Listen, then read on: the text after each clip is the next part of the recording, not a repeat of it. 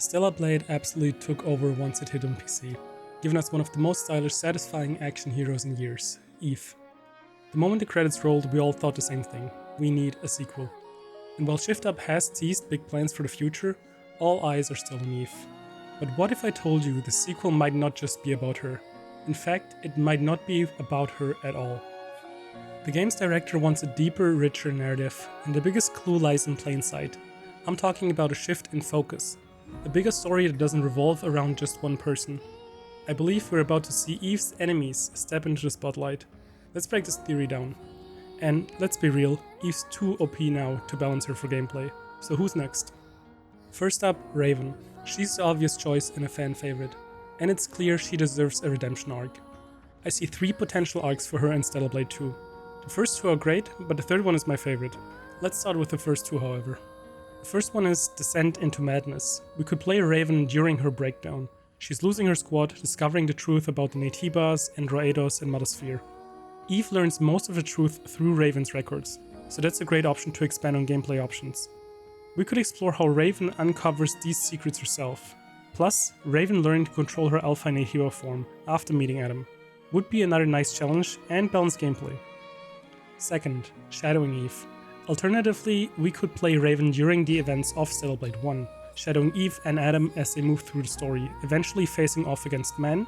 This could be a cool throwback for everyone who beat him and wanted another shot at that battle. This would generally just flesh out the story more, and fans would appreciate it in my opinion. Now, my favorite option, the redemption arc. Picture this: Raven, broken at the end of Stellar Blade 1, is rescued by a group of Androidos who help her. Not out of obligation, but just pure kindness. Through this, Raven's perspective begins to shift. She builds a new squad, starts learning to trust again, and finally makes her own choices. This would be a powerful arc. Then afterwards, meeting Eve, and at first, her being skeptical of course, probably still very disapproving of Raven.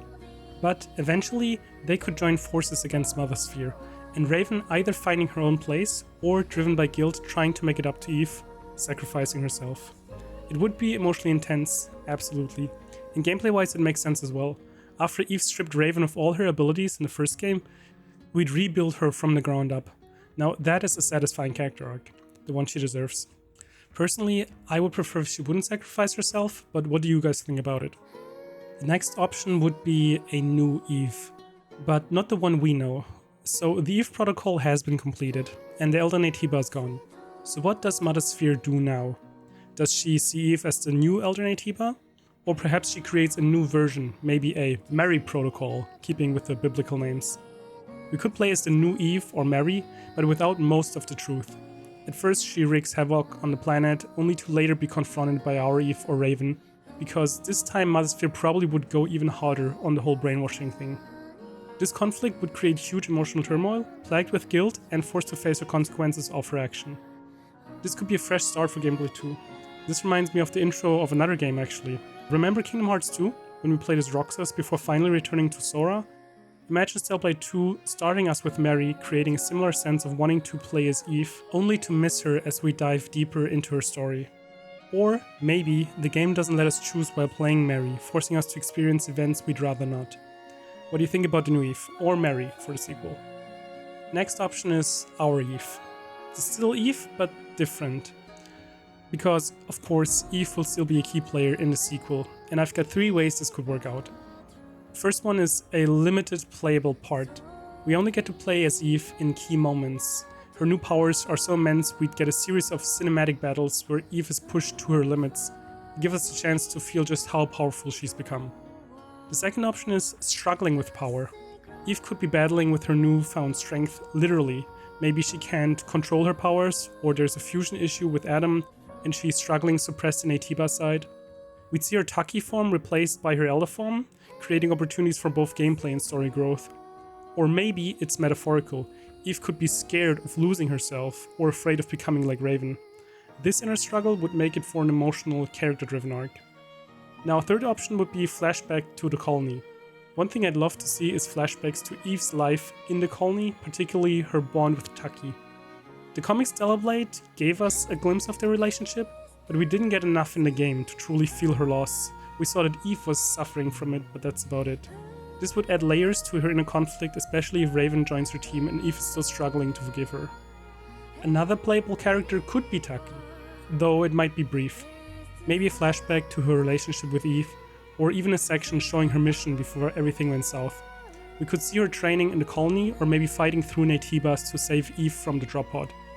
There's potential for an emotional, poignant moment here, especially if we explore her time in captivity before she was turning into an alpha Natiba after Raven took her. And last but not least, Lily. While I'm not as excited about this one, there is potential here, especially if the devs take inspiration from Nier Automata's 9S, and there are many inspirations and parallels being drawn, so I think this is not too far-fetched. Lily could take on the hacker role, maybe even with some minigames, or she could get a stealth section where we have to sneak around because everyone else is already fighting. There's also the possibility that she might rebuild an exosuit like the Providence, so she can actually join the fight. It could be a fun change of pace, but honestly, it's a bit of a gamble gameplay-wise. Now, I have some bonus thoughts as well for not characters specifically, but more story options that might be interesting to explore, such as Eve being rejected by half of Zion, since their fear of people being experimented on with Natibas could ring true, since they saw Eve's transformation. Also, with Oracle and Man gone, there could be a potential for a new power struggle that might add to Eve's conflict. I want to share and hear your thoughts on this idea, but I don't think it justified its own video, so that's why it's here now. Also, honorable mention for everyone who did Barry's questline in Stellar Blade. Maybe we get a mini drinking game in the second one. So, what are your thoughts? Which of these characters would you love to see in Stellar Blade 2? Is there anyone I missed that you would want to see as a playable character? Let me know in the comment section down below. And hey, if you love deep dives and character analysis in games, make sure to subscribe for some more videos.